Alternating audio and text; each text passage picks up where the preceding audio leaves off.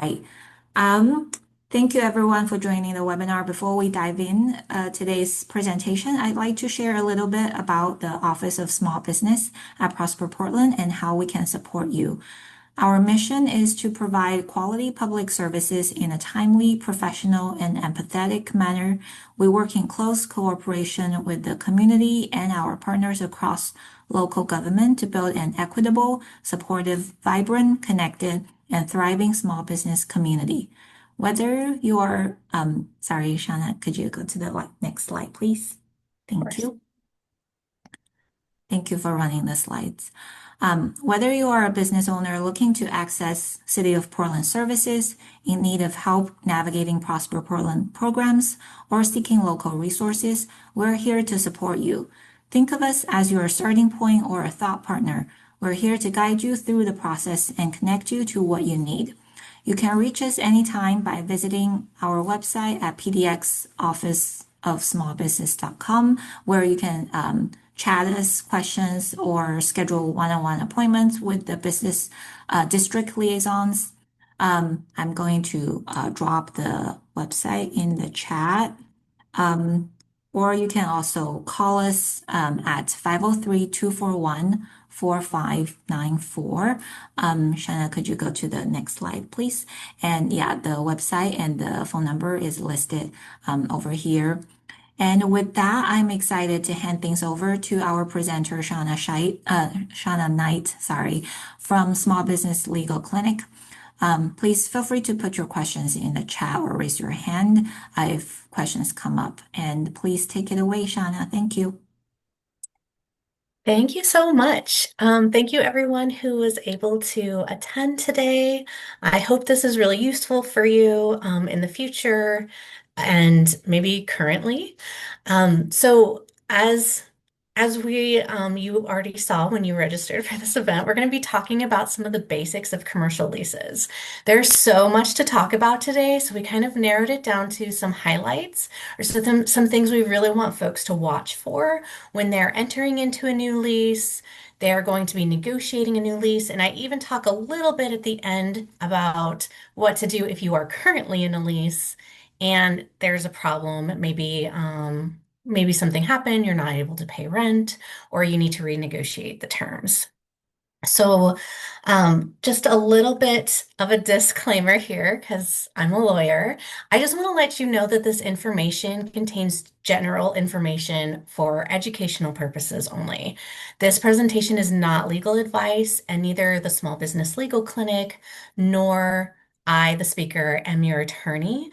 But if you do need any assistance or you know of anyone needs assistance, please have them speak with an attorney about their specific circumstances.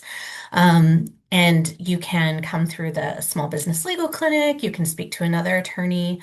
I would also, just based on past experience, say that I look forward to anyone who wants to ask questions or has an issue that they're working for, but I just want you to be really careful to protect your confidential information. This is a recorded presentation, so if you have something that's more personal that you wouldn't want other folks to know about, or that maybe your lease makes you keep confidential, definitely that's the time that you'd want to be speaking with an attorney instead of asking those questions in this forum. So, today I'm going to talk a little bit about the Small Business Legal Clinic in case you're wondering, what we do. We're going to go through some general lease considerations, some common lease terms and conditions. Like every lease can be different and they can be really different based on what kind of business you have. Like whether are you leasing an office space or you're leasing a retail space or you're leasing a space for a restaurant or a food truck. All of these things can be really different. So I kind of narrowed it down to things that are really common across many kinds of leases. But if you have questions that are specific to your industry, and you want to ask, feel free. I'm also very open to answer questions as we move throughout the presentation. You don't have to hold them until the end, especially if it's really topical, there's probably other people in the presentation who also have that same question. I'm going to talk a little bit about some tips about when you negotiate, and again, like some tips about what to do if you have a problem and you already are in a signed lease. And then, of course, I've got a slide for questions to catch anyone else who didn't ask questions during the presentation, too. So, learning objectives today are basically, I just want everyone to take away that everything is negotiable. Everything in your lease is negotiable, and I want you to negotiate. And if the other party is not willing to come to the table or negotiate in good faith with you, be willing to walk away. There are no um, protections, legal protections for commercial renters. It's all in the lease. The only protections you might be able to get is if there was fraud, like someone lied about something, or if the landlord, or if you're the landlord, the tenant, um, broke the lease, like they went back on something that they promised to do. So there are no, like, we have lots, especially if you're sitting here in Portland, we have lots of protections for residential tenants. Those do not exist for commercial tenants. So if it's not in the lease, it didn't happen. If you talked about it, but it didn't make it into the lease, it didn't happen. And if you don't negotiate it, it might come back and bite you. A lease is like any other contract, and we kind of hope that we never have to look at it again once we negotiate it, but it's there for if something goes wrong. So it's really important to take the time to understand your lease before you sign it, speak to an attorney if you want to have an attorney review it, and then make sure you follow that attorney's advice. So I will be talking today about like some areas that you really want to pay attention to, but I've also reviewed leases where the landlord has sprinkled things that should only be like in the maintenance section and sprinkled it throughout the lease. And so if you're not reading the entire lease, you could miss like one tricky provision. So I just recommend that slow down, ask questions, and definitely negotiate. Like this isn't written in stone, and this could affect you for the next, 5 years or 10 years. So you want to make sure that you do it right. About the Small Business Legal Clinic, we provide transactional legal services to low-income small business, and transactional just generally has to do with the relationship between different small businesses and the customer. They're relational, transactional, like someone is purchasing something. We do not do litigation and we do not help with fights. If you come to us and you want to ask about, some questions or you want to see if there's things that you can do before going into court or things like that, we can answer your questions, but generally we refer clients out to other law firms and other attorneys if they're going to go in that direction. We just don't have enough folks to help with litigation. This thing, Shanna, yeah. there is a question. What's the definition of low income? Low income, I can't remember what percentage, but we basically look at housing and urban developments guidelines for how much income that you would have to be considered low income, income, things like that. And it changes every year around this time. So generally, the income went up quite a bit when inflation was really bad and things like that. So it's kind of a sliding scale. I would recommend that folks, if you are interested in coming through, you can always reach out. And if we can't serve you because maybe you're too high income, we would still try to find you other resources and refer you out. So I don't think it would be a waste of your time.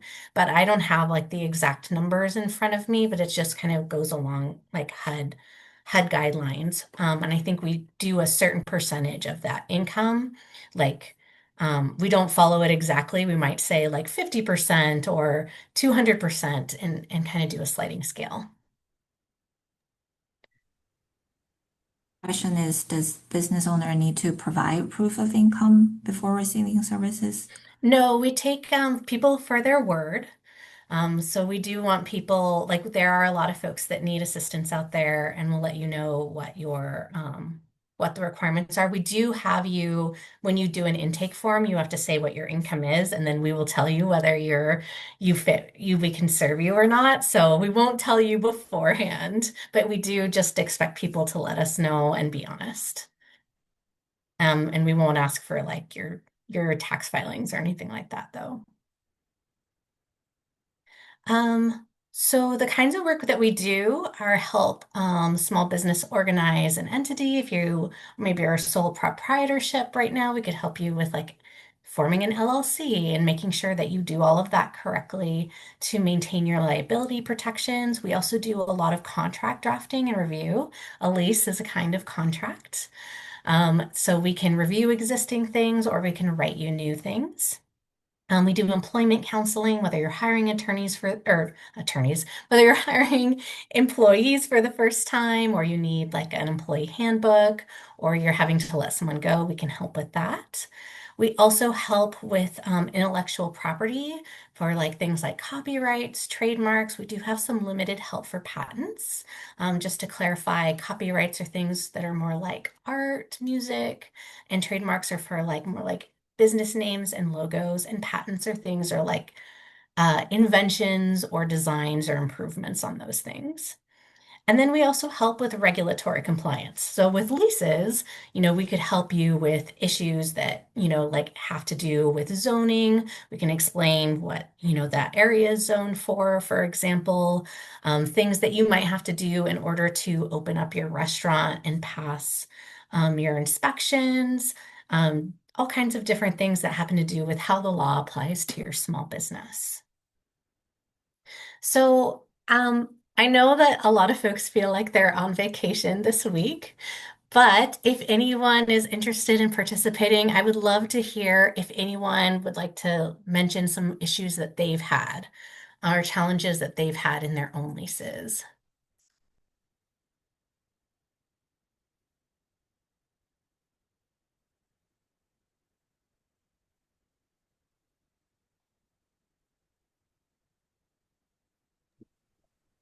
Seems like in the chat, there's a comment about high commercial lease. I suppose it's like expensive rent. For sure, definitely. Yeah, how much are you going to pay in rent and how expensive is that? And how much does it go up every year? Those are definitely big questions that I've had with working with clients.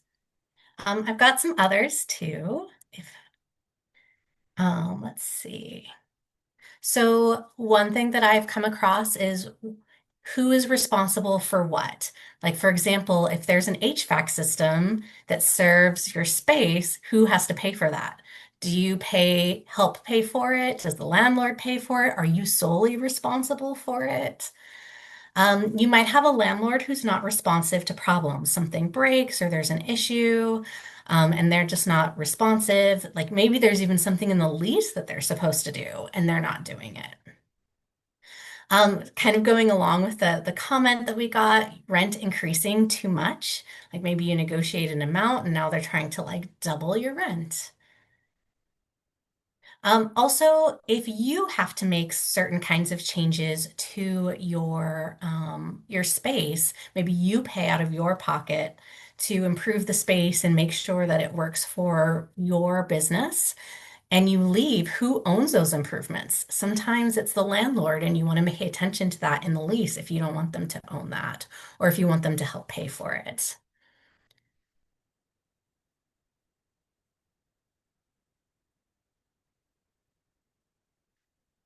Okay, so I'll go ahead and move on. So, why are commercial leases important to have? And specifically, why are they really, what are some aspects that are really important to be in those leases? Under Oregon law and actually under any state law, for anything that has to do with land, you've got to have it in writing. So you don't want to have just like an oral lease or a verbal promise to lease something. You definitely want to have it in writing if you want to be able to enforce it. Like for example, if the landlord decides to give you, a couple days notice and says you have to leave and you don't have a written lease, this could be a big problem. The leases can outline tenant and landlord rights and obligations to each other and to the property.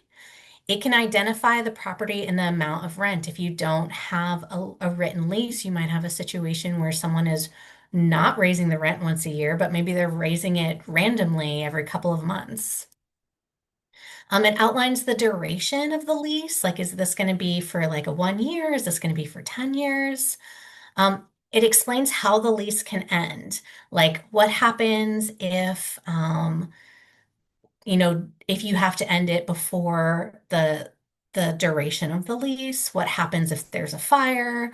What happens if, someone breaks one of their promises within the lease? This might lead to how the lease can end early. It can identify some remedies if someone defaults. So default or breach is some words that we might toss around to say this is someone who broke one of their promises in the lease. Like, very commonly for the tenant, it's maybe they weren't able to pay rent or they weren't able to pay all of their rent. That can be a breach or a default. Or if the landlord was supposed to be the one fixing your HVAC system, and they didn't, that could be a breach or a default of the landlord. And it also just lays out expectations or exceptions. So for example, if you have like, we're going to enforce this provision unless, if you have a good force majeure clause, we're not going to enforce, rent against you, for example, if, we had to have COVID closures and you couldn't make any money and therefore couldn't pay rent. Or we might have exceptions for what happens if there's a natural disaster or what happens if, something happens accidentally. So there's exceptions that can be laid out as well, and those are really helpful in case one of those things happen.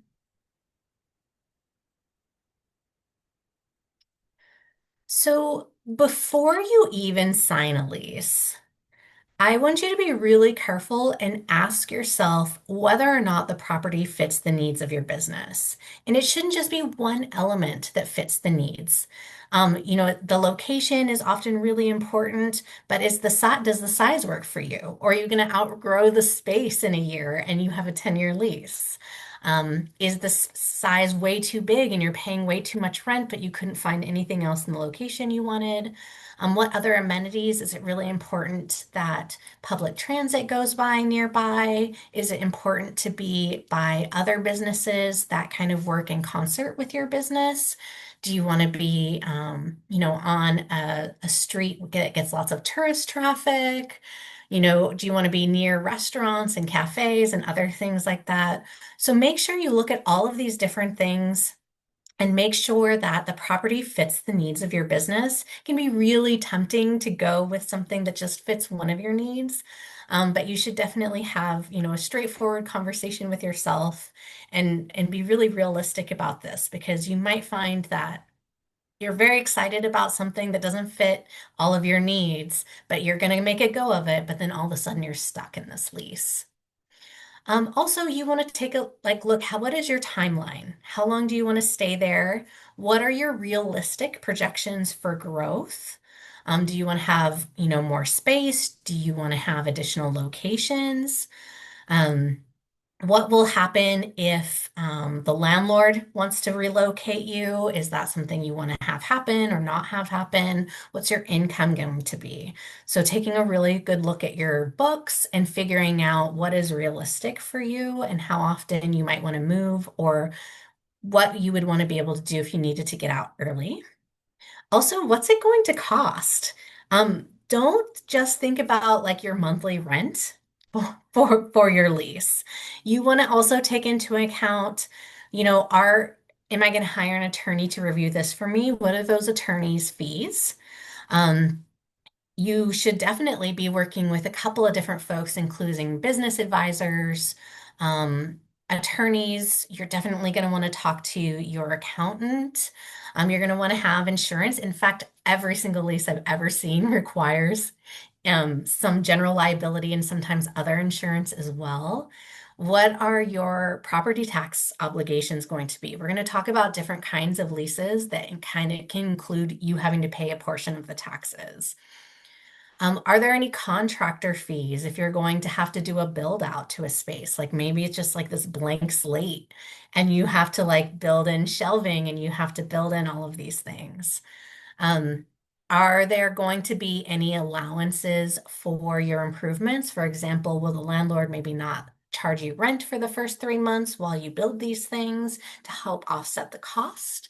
So really, like when I say do the math, don't figure you can just pay, your monthly rent. You've got a whole bunch of other things that you're going to have to pay. Some of those things are going to be one-time costs at the beginning. Um, like say, for example, if you do a big build out, hopefully you do that once and you don't have to keep doing it every year. But things like your insurance fees and, paying for taxes and things like that, that is going to be a reoccurring cost. So make sure you factor those things in. So it's so important to negotiate your lease before signing. And the next section is going to kind of tackle things that are a little bit more focused on what happens before you sign. I have like I said, one slide later on where we'll talk about what happens if something goes wrong after. But you'll want to have in your mind and written down what's important to you. Um, I want to emphasize that you're never going to have more negotiating power than you do right now before you've signed a lease. You will never be this powerful again for this space and with this landlord. Like even if you're renewing a lease and renegotiating aspects, you're already in the space and you probably don't want to move. So you're going to have less negotiating power than when you do when you can just walk away. So that's why it's important to negotiate everything. Make sure you read your lease and just know that it's going to be strongly in your landlord's favor. I really like helping clients with contracts, but I personally hate leases. They are so time consuming and you have to kind of comb through them and you find so many things that you almost have to completely rewrite to make them a little bit more balanced. They can be really frustrating. And if you are in a hurry, you can miss things and you can also, you might be like, oh, well, I only want to tackle the things that are the most important. And it's like, well, if the whole entire lease is bad for you, everything is the most important. Even if you don't think it now, if you're in that situation, like for example, I did have a client who had to, under the lease, replace an HVAC system that was like 5 years old, and they'd only been in the space for like 5 months when it broke down. And it was so financially difficult for them, but that was in their lease, and they hadn't seen that beforehand. And then they were in a situation where they didn't have any really negotiating power to deal with it. So take your time, read your lease, and know that it's going to be really strongly in your landlord's favor. They are not handing you a balanced document or a reasonable document, even. If you're going to like work with an attorney, just know that you're going to have to find someone, you're going to have to hire someone. They're going to take some time to review it. If you have like a nice short lease that's like 10 pages, maybe not so much, but I'm increasingly seeing like leases that are over 40 pages. They're kind of crazy and they take a long time to get through and be careful with. So I think it's really reasonable to ask to have like a month to review your lease or at least a couple of weeks. Do consider working with a broker, but know how they're paid. Sometimes a broker will try to charge your landlord for, finding the tenant for them and things like that. If it's the landlord's broker, they're representing the landlord. They're not going to be looking out for your best interests. But do make sure that you can pay your broker or the landlord's okay with paying brokerage services. But working with a broker that you hire and that you pay for can be really nice. They have a really good idea of what the real estate market trends are. They have a really good idea of what is out there and can help connect you with properties that meet your needs. And they can also help you negotiate your lease. So I think that if you're able to work with a broker, they usually are pretty fantastic. Just make sure you know who they're working for, you or the landlord, and who's paying for that and how much that is. And just make sure that's at part of the math when you decide whether or not you can take on a specific lease. Make sure that you get everyone's contact information so that way you can reach back out with questions. And then make sure everything is in writing. So when you have a lease, if you've talked about it, but it does not make it into the lease, it's like it didn't happen. That's not something that you're going to be able to enforce. And because the leases can be really long or they can be really complicated, I do recommend keeping a journal, keeping track of things that are important to you, keeping track of really big changes, being able to refer to different drafts of the lease to make sure that they made those in. That can be super helpful. Also be proactive in terms of like letting the other side, like the landlord, know what you're interested in or what you need, or your broker. Say, for example, I just had a client who said, I've been in business for, 10 years and I have like really great credit and I don't think I should have to have a personal guarantee anymore. And so that was really important to her. And she worked with a broker who found her space where they wouldn't require a personal guarantee. So I will talk a little bit more about that particular provision, but it can be an enormous cost or an enormous risk. Let's see, I'm just really quickly checking to see if there's any questions in the chat before I move on. Um, for printed materials, we will share like a PDF of the presentation um, that Prosper Portland can post with the presentation or share with people who registered. So I didn't see any other questions other than that, so I'm going to go ahead and move on, but please feel free to ask questions. So here is kind of an overview of some common terms and conditions that I want you to watch for. And these common terms and conditions, I see them whether you're renting office space, you're renting space for your restaurant, you're renting retail space. They're so common. So we're going to talk a little bit about your rent, and kind of how you pay rent is going to be determined by your kind of lease. So I'm going to talk about the most common different kinds of leases. Um, Term length, I'm going to talk a little bit about some of the common lengths for different kinds of leases. For example, oftentimes you do such a big build out for like a restaurant, you probably are going to have a longer term to make sure that you recoup like all the work that you put into a space versus like an office space where you might put in a little bit less. I'm going to talk about rent increases, what is like the commercial norm for increases, and talk a little bit about how that can vary depending on where you're choosing to rent. I'm also going to talk about the option to renew or extend your lease. This is really important. Maybe you're very happy in your space and you don't want to lose it at the end of your lease. And we're going to talk about too, it's how important it is to make sure that you're not having to renegotiate your lease from scratch unless you want to. One thing that I think is one of the most important things is just the repair and maintenance obligations of a tenant. These can be quite substantial, and you might think, oh, well, I don't own the property, so of course the landlord is going to be paying for the HVAC system if it breaks down, and that might not be the case. We're also going to talk about renovations that you might do, what are fixtures and what happens to them at the end of the lease. We're going to talk about liability and indemnity and what these terms mean. They're very common in almost every single contract you will ever sign.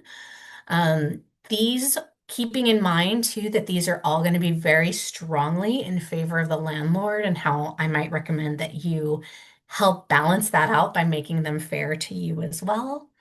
What happens if there is a breach or default? Again, that is what happens when you or the other party, like if you're the tenant and the landlord, what happens if you break one of your promises in the lease? I'm going to talk about force majeure clauses. I mentioned that a little bit earlier, and I'm going to harp on it again. These became really important during COVID, and so there's a couple things I want to bring to your attention. And then I also mentioned that we're going to talk about personal guarantees. These show up a lot in commercial leases, especially if you are a new business, and you maybe haven't established yourself yet or really have a lot of, proof that you do really well and that you can pay for things. So we will talk about that as well. So first, we're going to talk about how the type of lease you have can affect your rent. So there's a couple of different types of leases. The first one is a gross, or sometimes it's called a full service lease. This is when the tenant pays a base rent and utilities, but the landlord pays for everything else. So you're just paying for rent and utilities. This is really similar to how you might rent as a residential tenant. Um, the landlord's responsible if anything breaks down. If you get this kind of lease, be careful. You will often have the landlord baking in those costs into a high base rent. So maybe your rent will be lower if you take on more responsibilities. It can be quite high if you have a gross or full service lease because the landlord is trying to recoup some of their expenses. The ones that I see pretty often are net leases, and I usually see triple net leases. You might see them called NNN for triple net, but sometimes they can be just one N or two N's, and they could be double or single net leases. But this is like often a triple net lease, double net lease, single net lease. It's like you'll have base rent, but then you'll have something called additional rent, and that can be for anything the landlord puts in. Usually it's a portion of the property taxes, a portion of the maintenance of the building itself and the grounds, and a portion of what the landlord has to pay in insurance. Utilities could also be included, like where if like the landlord receives the utility bill and then kind of charges all of the tenants to pay a portion of the utilities. I've also seen landlords bake in improvements, things that are not necessary and required. I've seen them bake in things like paying for employees and other things. So this is something to watch for. Um, it's quite common that you're paying rent and then additional rent, but you want to read it closely. You want to make sure that you're only paying for your proportion, that you do your research and find out how much taxes are and how often they increase. Figure out what the maintenance is. You can ask the landlord too for the last, couple of years, maybe the last 3 years or however much you want. How much has this been for the last couple of years and how much would that be for this space? So you can help budget for that. You might be paying rent, triple net, and also your own utilities. It's kind of it depends on like what you want to pay for and what you want to see in the lease. You can negotiate this to be a different kind of lease. I've had clients who were in triple net leases that really wanted gross or full service leases. That's something that you can negotiate because remember, everything is negotiable. I've also seen percentage leases. This generally has to do with folks that, that it could be, I've seen cafes do this, and I've also seen folks that were selling like retail do this. I haven't seen it for folks who do services, but that doesn't mean it couldn't happen. So it's basically you pay a base rent. And then you pay a percentage of your sales. So you might say, okay, if I make over X amount of dollars, that over amount, I will pay a certain percentage towards the landlord. So the landlord gets paid better, the better you do, or they might get paid less, the less that you get paid. You're probably always going to be paying more than base rent. So read those carefully, figure out those percentages. I had a client come to me who was doing that, but the landlord didn't send her notice of some, so they didn't send her notice of when things were due or something like that. And she ended up having to pay back rent for several months. So it's definitely something that you want to keep a track of your sales and kind of figure out what would be a good percentage. Um, there is also absolute leases. I have never seen one of these, but that doesn't mean that they don't exist. It's basically you pay one flat fee and everything. everything is kind of like you just pay for everything. So watch for those. Those can be quite expensive. I don't think they're very common. If anyone has experience with these, feel free to chime in and chime in with your experience, but I just don't see where it's usually not like you're paying a percentage like you are in these other kinds of leases. You're usually paying for the whole building. So usually it's someone who like takes up an entire building if they do these, and I don't think I've had any clients come through.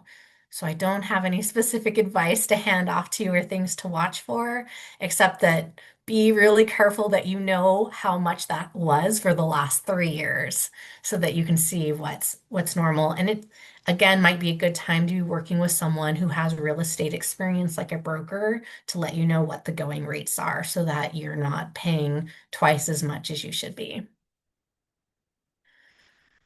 Um, Types of premises, these are terms that you are never going to see in your actual lease, but they're really, really helpful if you're shopping around for a lease. So, just kind of to give you an idea, like turnkey is something that should, and I emphasize should, not guaranteed to be move-in ready. Um, but it might be a little bit more, might only be a little bit more finished than other types. It's really rare that you don't have to do some kind of work. But that's what turnkey is supposed to be. Oftentimes you'll pay more for these kinds of properties. A vanilla shell is the shell interior of a rentable space where the landlord has installed utilities, subfloor, and kind of like finished but unpainted drywall, so you have like a lot more work to do. I have seen vanilla shells where the landlord said it was a vanilla shell and they hadn't put in any plumbing yet. So pay attention to how exactly the landlord is defining these, because that could be a major cost for you if you have to put plumbing or electricity in because there's none of that piping in. A warm vanilla shell is supposed to be everything that a vanilla shell has, but it's also supposed to have HVAC, electrical, and plumbing connections. Should, not always. I think these are good to think of as like general terms if you've seen them pop up while you're shopping around for a lease. Know that turnkey is going to be most expensive, a vanilla shell is going to be least expensive for the rent only. You always have to factor in how much you're going to pay to make it move-in ready, and also pay attention to who is going to pay for that. If you're going to pay for everything, you are probably going to be hiring some contractors. You're probably going to have to get approval from the landlord, and the landlord's probably going to be able to inspect the space, but you know exactly what you're going to be paying for. If the landlord is paying for all or some of the improvements, just know that 99% of the time, the landlord is going to bake those costs back into your rent. So if you're like, yay, I got this great lease and the landlord's going to pay to make it all ready for me, you're going to be paying for a more expensive rent. So just know that and be watchful for that. So rent increases. The amount of rent you're going to pay, it usually goes up only on an annual basis. I would be really careful if they're trying to bake in increases more often than that. I would definitely push back against that. Um, I tend to see situations where rent is increased every year and then rent is increased upon renewal. I will say that very generally, 3% is commercially common. If you have a landlord who is trying to double your yearly rent, that's not normal and you should push back on that. I have definitely rewritten leases to say you can't increase them for more than 3%. And then, really nicely, just recently, we had a student do some research about the Portland market. And I will say that rent increases are really common everywhere on a yearly basis. And you're probably going to find that 3% is really common for places out, like if you're talking about office leases, 3% is really common outside of Portland, like in the suburbs. In core Portland right now, um, 2.5% is how much office leases are going for. Now, that is because a lot of people are working more from home.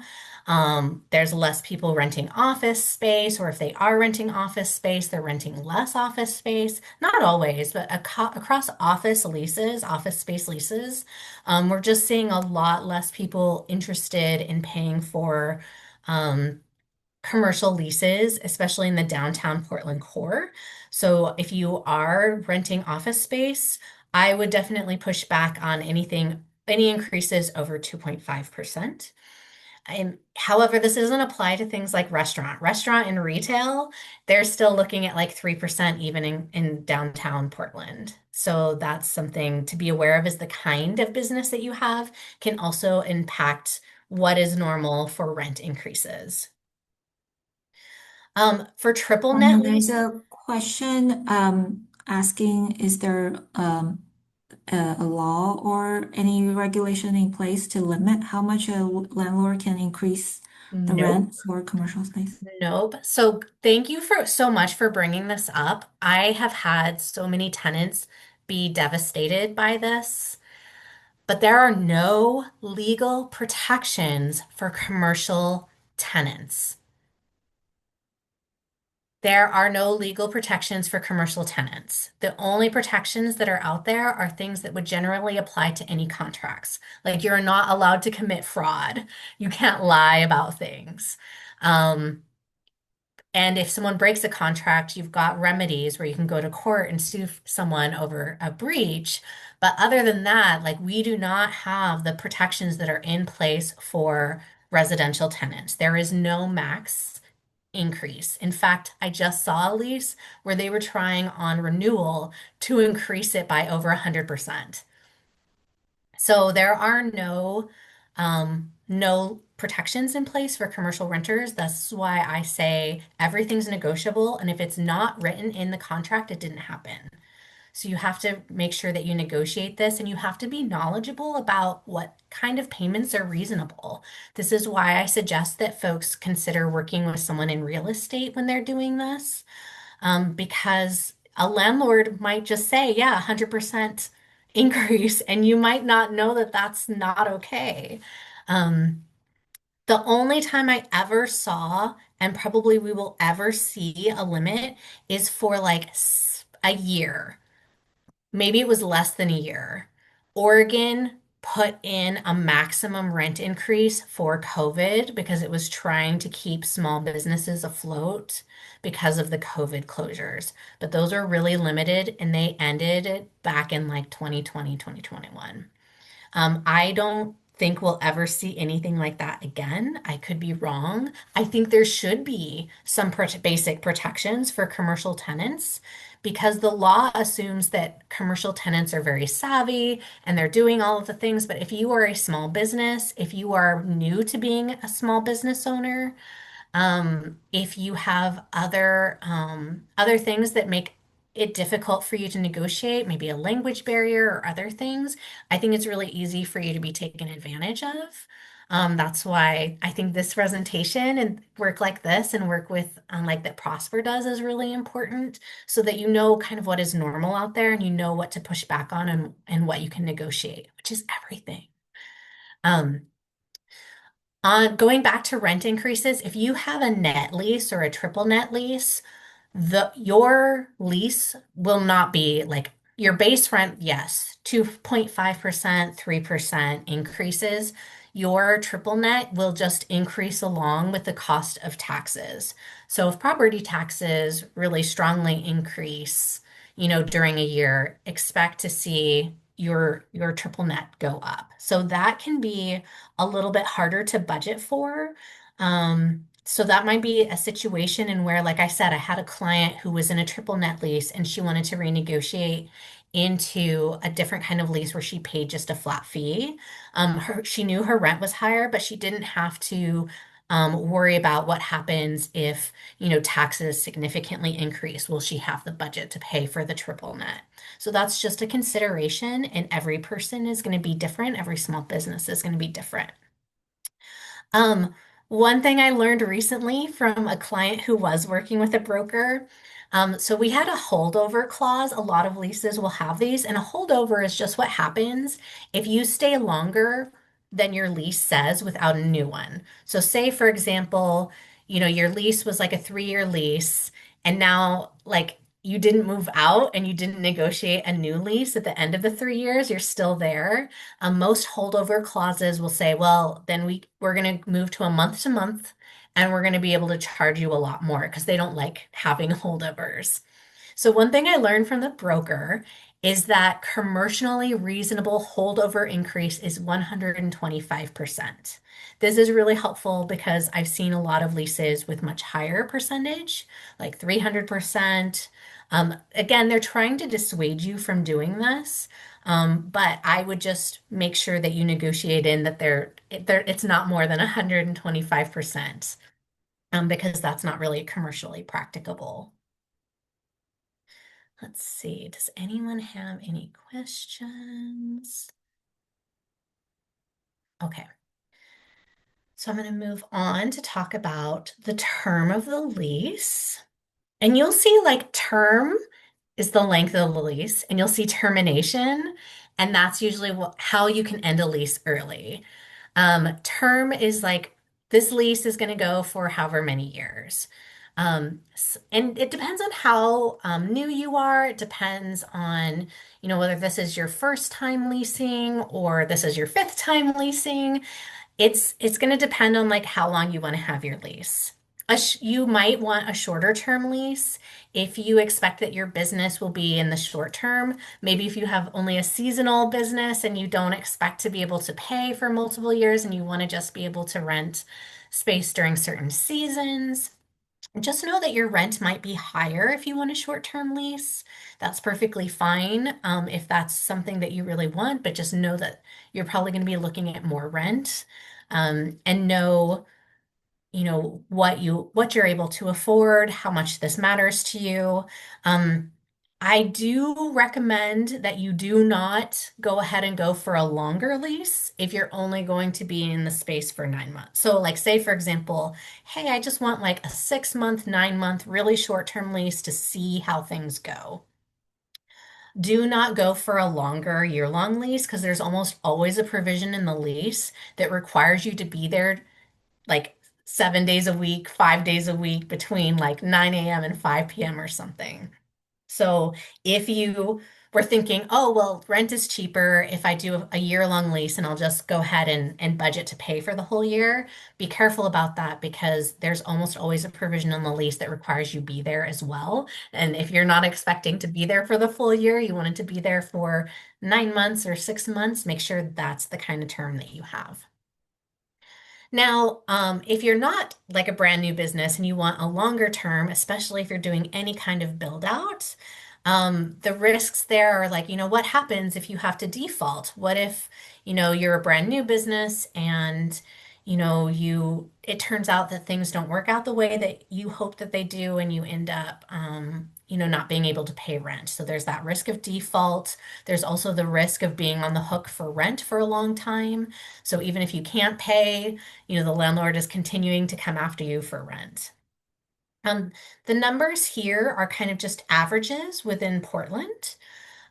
Restaurant leases tend to be longer because you tend to do more build out. So I've seen those last between 5 to 10 years, but I've also seen them last longer.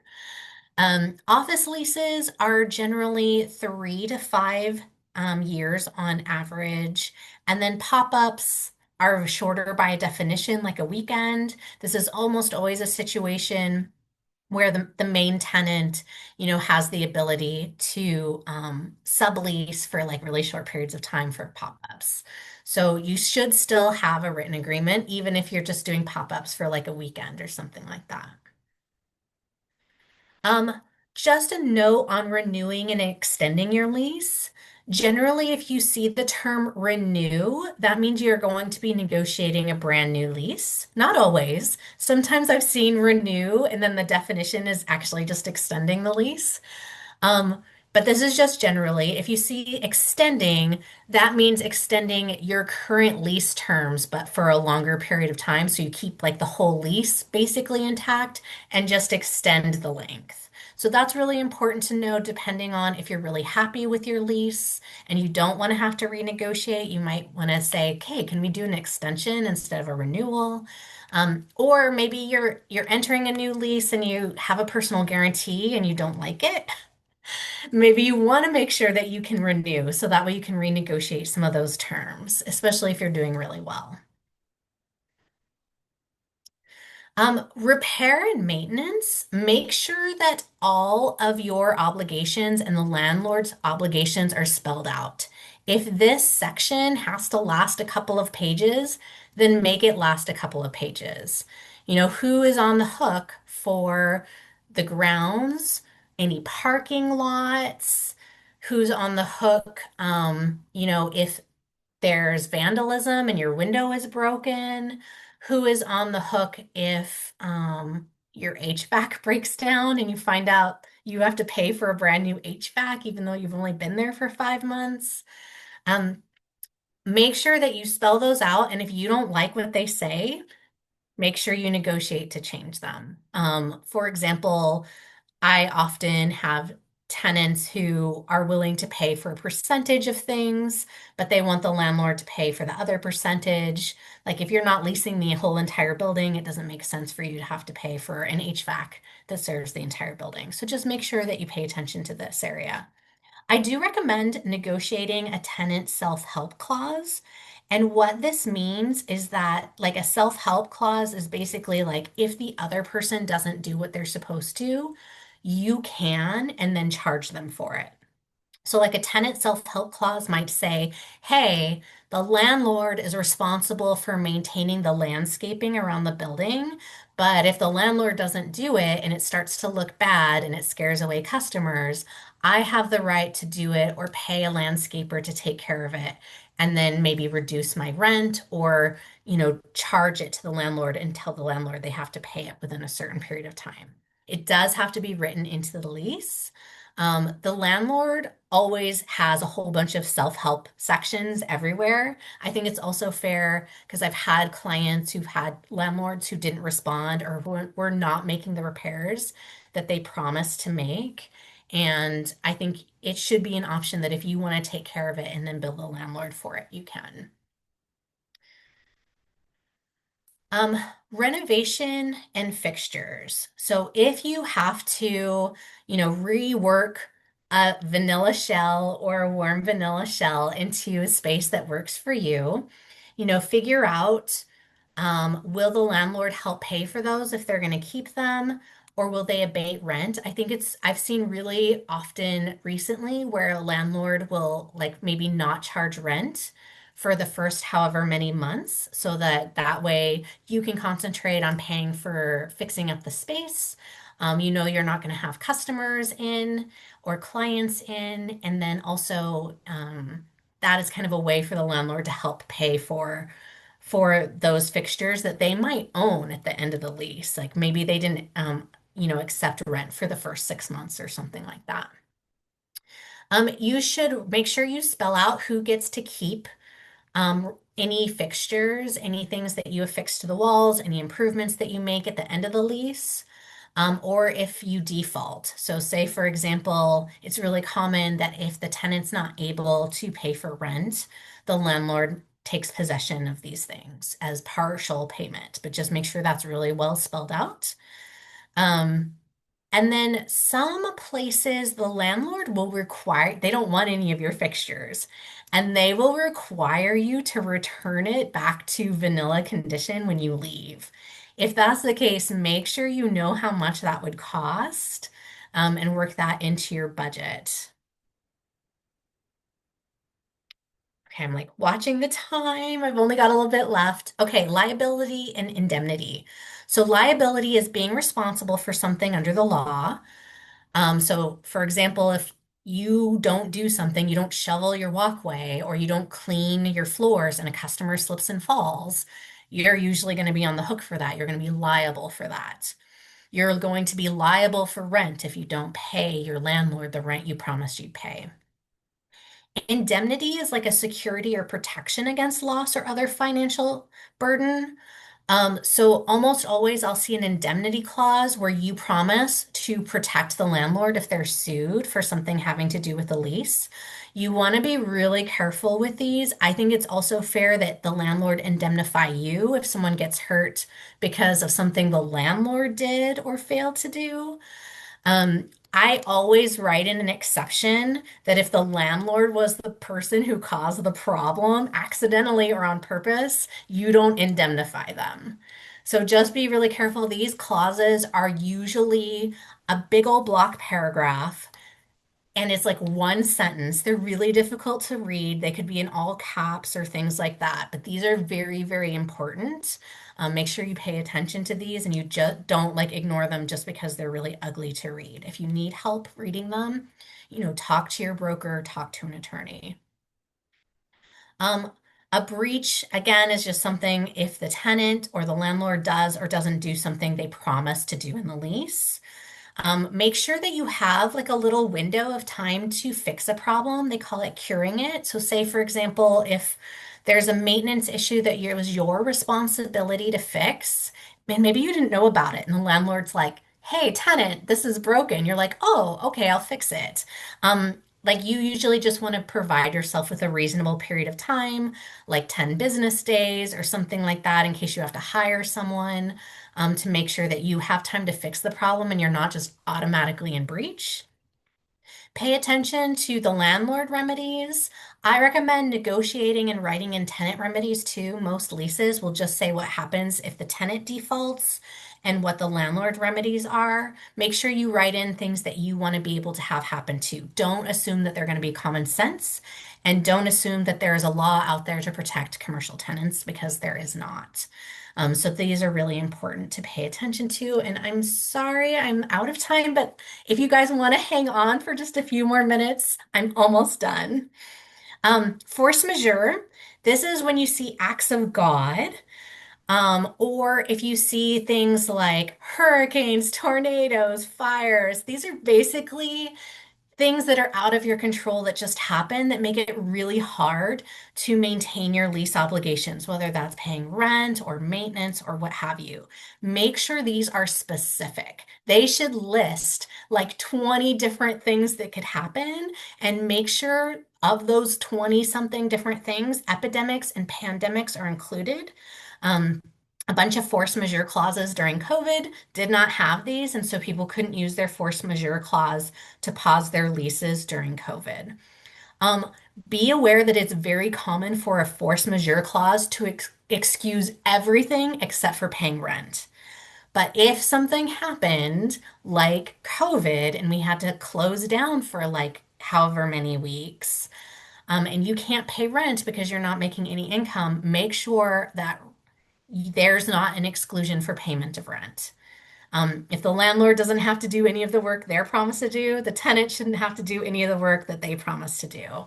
Especially doesn't make sense if you can't afford it. So pay attention to this clause. So I'm talking fast now. Um, Personal guarantee. This is when a person promises to pay, they're called the guarantor, all of the lease obligations if the tenant fails. So this is like if your business goes bankrupt, the landlord could still come after you personally to pay for rent and all of these issues. Um, Make sure you negotiate this. If you don't want a personal guarantee, good. But you're going to have a hard time, especially if you're a new business, finding someone who won't do a personal guarantee. I think that working with a broker could be really helpful here. I've seen something kind of in the middle is where you have a personal guarantee for the first part of the term, but on renewal, they get rid of it as long as you've never defaulted on the lease. Make sure that if the tenant is excused for anything, like if the tenant wins a lawsuit against the landlord for something and gets to terminate the lease and doesn't have to pay. Make sure the guarantor, it's usually you personally, is also excused. Like you shouldn't have to pay for anything if the tenant is excused from it. So be really careful about those. They're usually like a whole separate, like two-pager agreement at the end of the lease, but sometimes they can be a lot shorter. You just want to be careful to negotiate these, read these carefully. And if you can get away with not having them as a tenant, that is fantastic. Okay, renegotiating your lease after you've signed it. This is when a problem pops up and maybe you can't pay rent or something like that, because you already have a lease in hand. Read your lease, the whole thing, no matter how boring it is. Um, if you're going to default, if you cannot pay for rent, reach out to your landlord before you default. Say, and we're going to give some examples, but don't wait until your due date has come and gone to talk to them. Talk to them beforehand. And then if you get any agreement to like stall on your lease or terminate your lease, get it in writing. If you just talk to them and they verbally agree to something, that's not enforceable. The lease is what is enforceable. So if it's not in a signed writing between you and the landlord, it didn't happen. Make sure that some things you can do is you can explain your hardships, just be honest. Like, this thing happened, like COVID happened. Neither you or I expected this. No one's really at fault, but I'm really having a hard time. Let them know what you're doing to try to remedy the situation. I'm applying for grants. I'm reaching out to banks for loans. I'm doing all of these things. I'm doing some pivots in my business to try to raise funds. Acknowledge the situation and to ask the landlord, say, can we collaborate on something that will fix this? Come up with some new terms that could fix what's going on. For example, you could have a rent holiday where rent is excused for a certain period of time, and it's forgiven. You could have a rent reduction, like, okay, like the landlord might not be able to say, I can just excuse rent altogether, but maybe we could put you on a lower payment until this situation remedies itself. You could have an extension, like say, for example, like, okay, this is happening. I'm not going to be able to pay rent probably for a couple months. Could we tack 3 months on to the end of the lease to expand where you can recoup that rent? Or you could like negotiate for the lease to end. One thing that I saw was a negotiated buyout where maybe you said like, hey, I'll pay for 3 months worth of rent if you will let me go ahead and terminate the lease today, and you'll just have that 3 months worth of rent and you don't have to have a tenant during that time. So that might be something you can negotiate. These are some really common things that I've seen in the past, that have worked well with different landlords. Everyone and every company is different, but these are some good things that you can do. Okay. So that is the end of the presentation. I do see that there are some comments in the chat. So I just kind of want to like take a look over some of these things. Thank you so much.